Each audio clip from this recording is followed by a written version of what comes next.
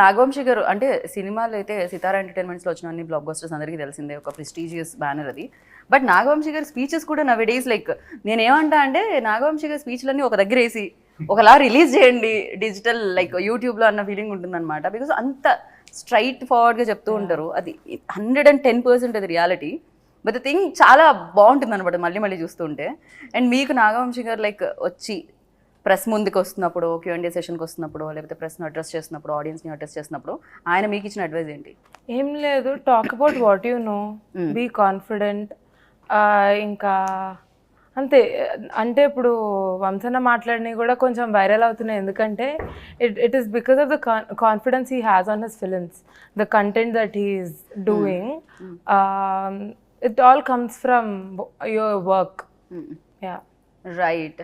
Back to back same బ్యానర్తో పని చేయడము, at the same time Vamshi garu మీకు ఫస్ట్ సినిమా అప్పుడు బాగా నేను ఎక్కువ కేర్ తీసుకున్నాను, దాని తర్వాత బాధ్యతలన్నీ మీ మీద వేసాము, ఒకవేళ ఎవరికైనా సినిమా నచ్చకపోతే టికెట్ డబ్బులు వీళ్ళవన్నీ కట్ చేసి ఇస్తా అన్నారు. బట్ మీ డబ్బులు సేఫ్, అర్థమైపోయింది. ఎందుకంటే జనాలు చాలా హిల్లీరియస్గా ఎంజాయ్ చేస్తున్నారు కాబట్టి.